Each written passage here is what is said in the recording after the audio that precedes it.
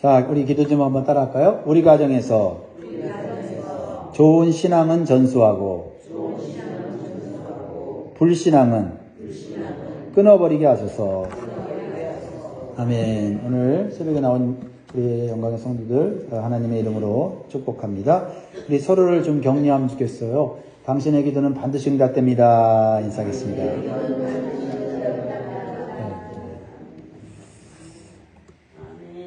사람이 죄를 지을 때는 즐겁지만 죄의 대가와 결과는 참혹합니다. 우리는 그것을 기억해야 돼요. 죄를 짓는 것은 사람의 자유이지만 그 죄에 대한 심판은 공의로우신 하나님이 하시기 때문이다. 그래서 우리가 기억해야 돼요.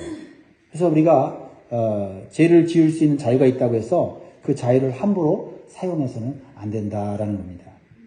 오늘 본문은 여로보암의 가문이 완전히 망하고 멸절당하는 모습을 통해서 우리에게 주시는 영적 교훈이 있습니다. 한 나라가 망하고 한 가문이 망하는 것 우연이 아니다. 다 하나님의 손에 있다. 하나님의 통치 안에 있고 하나님의 섭리 안에 있다 하는 것이에요. 여러분의 가정과 가문이 하나님 손에서 복받고 영원히 잘 되시기를 주의 이름으로 축복합니다. 자, 여로보암 왕을 기억해야 돼요. 다른 왕들은 기억 안 해도 뭐 괜찮은데 다윗 왕과 여로보암 왕은 좀 기억하면 좋겠어요. 다윗 왕은 선한 길을 가서 하나님께 축복받은 사람, 여로보암 왕은 악한 길을 가서 하나님 앞에 심판받은 사람. 그리고 이 두 사람은 축복받는 길의 모델 또는 멸망당하는 삶의 모델이에요. 그래서 여로보암은 멸망당하는 삶의 모델, 기준입니다. 그래서 오늘 이 여로보암의 가문이 멸절당하게 되는데 그것을 통해서 크게 두 가지의 교훈을 받으려고 하는데요. 첫 번째는요, 하나님에 대한 신앙을 불신앙으로 바꾸면 하나님이 주신 모든 복을 빼앗긴다라는 겁니다. 신앙을 불신앙으로 바꾸면 내가 가지고 있는 모든 것들 다 빼앗긴다. 내가 노력해서 얻은 것 같고 내가 잘나서 누리는 것 같지만 다 하나님이 주신 것이기 때문에 하나님에 대한 신앙이 있기 때문에 지켜지는 거고 하나님께서 은혜를 베풀어 주시기 때문에 갖고 있는 거지 하나님에 대한 불신앙을 갖게 될 때부터 모든 것은 잃어버리게 된다라는 거예요. 여로보암의 삶을 통해서 여로보암의 이 자녀와 가정을 통해서 그걸 보여주는 거예요. 자, 여로보암이 어떻게 왕이 됐어요? 여로보암은요, 원래 왕이 될 만한 신분이나 능력이 없었습니다. 솔로몬 시대에 솔로몬 왕의 그냥 일개 신하에 불과했어요. 근데 하나님의 특별한 은혜가 있었어요. 그래서 하나님의 특별한 은혜를 받아서 북이스라엘의 초대 왕이 되었습니다. 하나님께서는 솔로몬의 징계의 도구로서 그를 사용하셔서 왕으로 세워주신 거예요. 그러니까 하나님의 어떻게 보면 선한 도구로 사용한 거죠. 솔로몬 정신 차리게. 솔로몬이 하나님 잘 믿는 사람이었잖아요. 그런데 신앙이 불신앙으로 바뀌었어요. 인생의 말년에.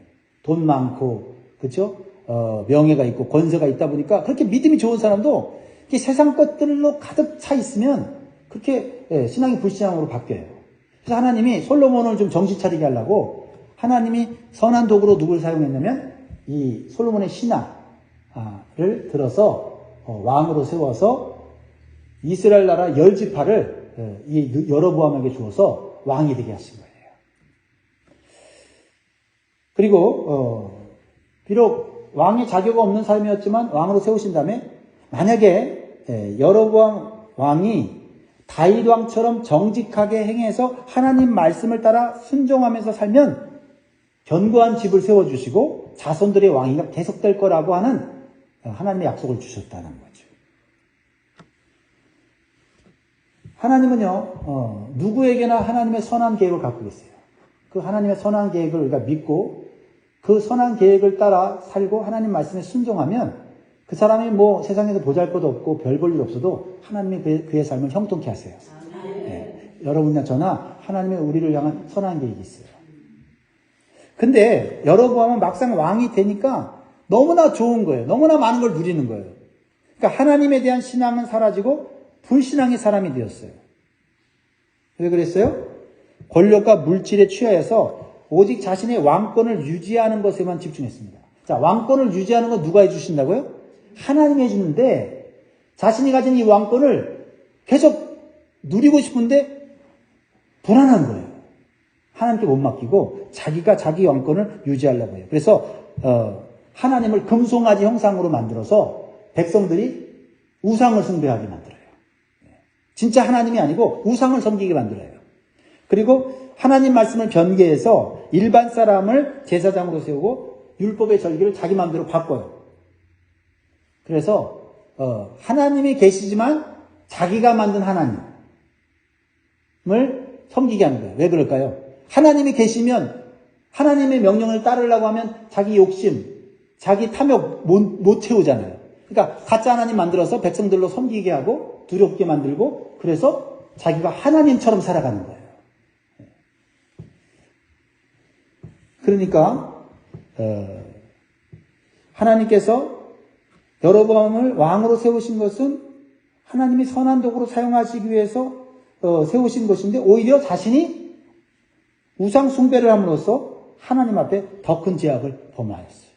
그러니까 솔로몬이 우상 숭배해서 하나님이 징계하도록 선한 도구 사용했는데 자기가 이제는 우상 숭배하는 악한 도구가 된 거예요.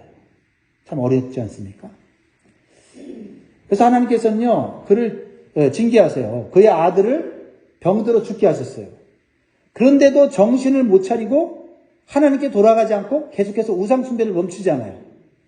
왜냐하면 아직 자신에게 뭐가 있어요? 왕권이 있고 힘이 있고 물적 풍요가 있어요. 그리고 자신을 따라오는 뭐가 있어요? 백성들이 있는 거예요. 결국 여러분은 하나님께서 회개할 기회를 주셨음에도 불구하고 끝까지 불신앙의 삶을 살다가 하나님의 심판을 받아서 죽게 돼요. 역대하 13장 20절에 아비야 때에 여로보암이 다시 강성하지 못하고 여호와의 치심을 입어 죽었고. 강성했어요. 하나님의 은혜가 계속 머물렀고 하나님의 축복이 머물러 있었어요. 그런데 하나님의 경고를 듣지 못하고 계속 불신의 자리에 머물러 있으니 하나님께서는 그의 생명을 빼앗아 죽게 하셨다는 거죠. 이렇게 여로보암은 처음에는 다른 사람을 징계하는 하나님의 도구로 사용받았지만 말년에는 불신앙으로 돌아가므로 자기 자신도 하나님의 징계를 받는 불행한 삶으로 인생이 맞춰지게 되었다라는 겁니다. 사랑하는 성도 여러분, 우리 여로보암의 이 인생을 통해서 우리는 경각심을 가지면 좋겠어요. 우리는 하나님의 선한 도구로 끝까지 사용받기를 간절히 소원하고 기도하시기 바랍니다. 지금 선한 도구로 사용받고 있거든요. 우리가 교만하고 우리가 하나님이 되려고 하면 우리는 악한 도구가 되어버려요. 그래서 하나님께서 사용하시기 위해서 우리에게 여러 가지 복을 주셨는데 그 복 때문에 교만하지 말고 겸손히 하나님 말씀을 따라 삶으로써 여러분의 가정과 여러분의 가문이 복받기를 주의 이름으로 축복합니다. 자, 두 번째로는요, 자녀에게 좋은 신앙을 전수하고 불신앙을 끊어버려야 된다라는 거예요.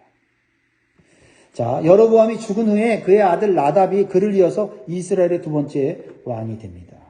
하나님께서는 비록 여로보암이 하나님 앞에 큰 죄악을 저질렀지만 그의 아들이 왕이 되도록 은혜를 베풀어 주세요. 여러분, 이렇게 가문이 이어간다는 것은 하나님의 은혜입니다. 잘 안 되는 그런 가문도 하나님의 은혜가 남겨져 있어요.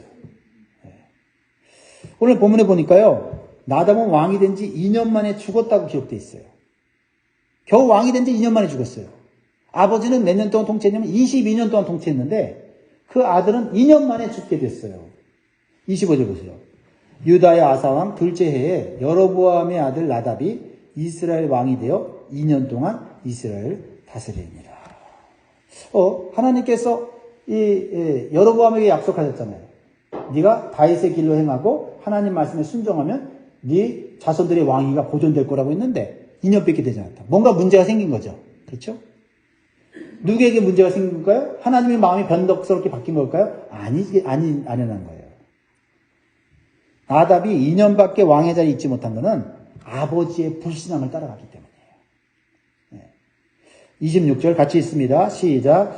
그가 여호와 보시기에 악을 행하되 그의 아버지의 길로 행하며 그가 이스라엘에게 범하게 한 그 죄 중에 행한 자.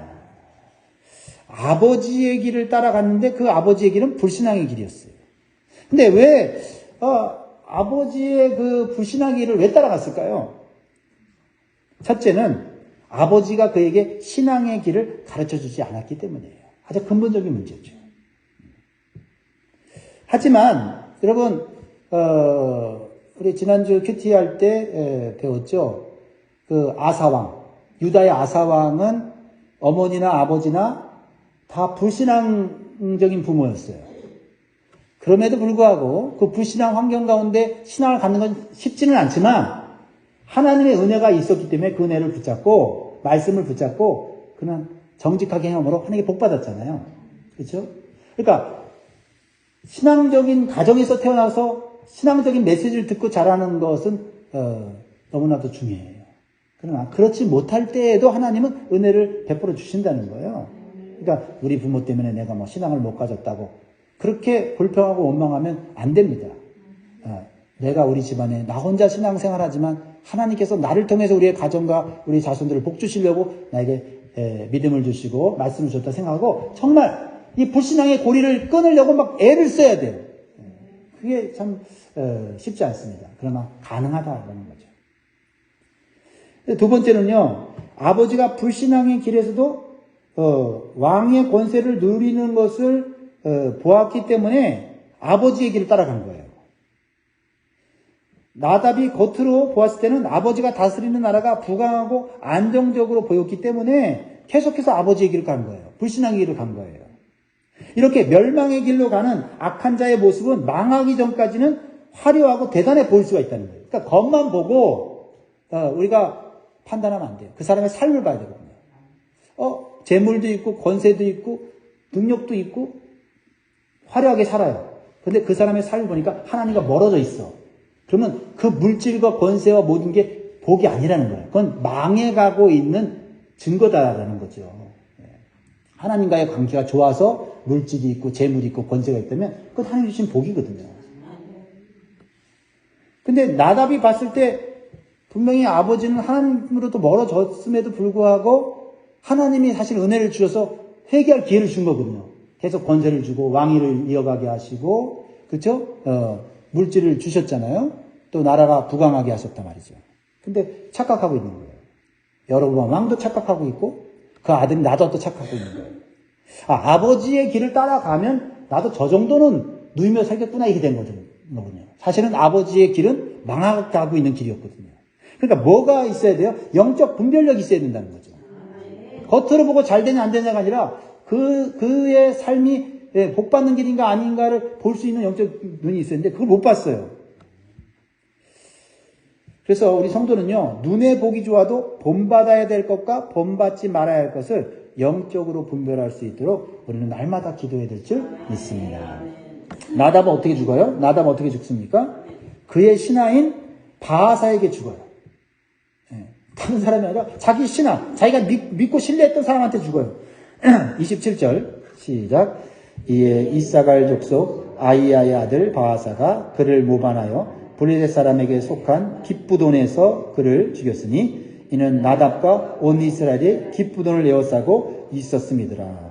지금 이 나답은 자기가 죽을지도 모르죠. 아니 죽을 것이라고 생각조차 못해. 왜요? 지금 군사를 이끌고 가서 블레셋과 전쟁을 하고 블레셋의 깁부돈을 에워싸고 있어요. 지금 힘이 있어요. 권세가 있어요. 군사력도 있어요.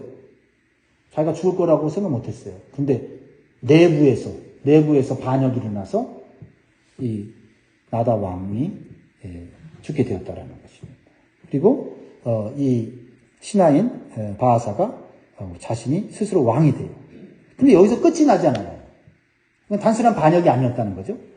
여로보암에 속한 모든 사람들이 다 죽어요. 이것은 뭐예요? 하나님의 징계의 심판이었다라는 거예요. 하나님이 이제 더 이상 은혜를 베풀고 자비를 베풀 수 없는 상황까지 되는 거예요. 왜냐면 은혜를 베풀고 자비를 베풀어 주니까 착각하는 거예요. 내가 잘나서 지금 나라 잘 다스리고 있고 내가 이렇게 풍족하게 사는구나. 계속 하나님 은혜 준 거를 회개의 기회로 여기지 않고 내가 이렇게 잘못 살고 있는데도 내가 이렇게 평안을 누리는구나. 하나님 죄송해요. 이래야 되는데 평통하고 잘 되니까 그걸 깨닫지 못하는 거예요. 여러분, 우리는 하나님 복 주실 때도 우리는 감사하면서도 하나님 난 복 받을 자격이 없는데 나 이런 상태로 복 받으면 나는 하나님께 부끄럽습니다. 이래야 우리가 계속 복을 받고 은혜를 받는데 그렇잖아요. 할렐루야. 네. 자, 29절 하나님이 이 바하사를 통해서 어떻게 심판하십니까? 29절 왕이 될 때에 여로보암의 온 집을 쳐서 생명 있는 자를 한 사람도 남기지 않냐고 다 멸하였는데 여호와께서 그의 종 실로 사람 아이야를 통하여 하신 말씀과 같이 되었으니 이게 우연이 된 거예요? 말씀과 같이 됐다. 선지자 아이야에게 주신 말씀과 같이 되었다는 걸 보이네요. 미리 하나님이 주신 말씀. 하나님이 갑자기 변덕스러워서 기분 나빠갖고 저놈 죽여 이렇게 한 게 아니라는 거예요. 그렇죠?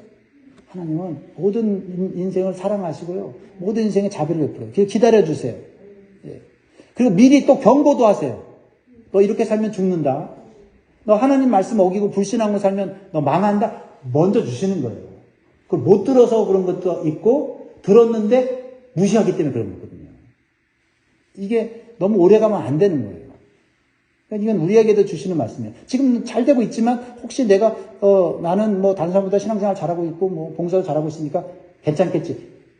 아니에요. 하나님 앞에서는 항상 우리는 완벽하지 않아요.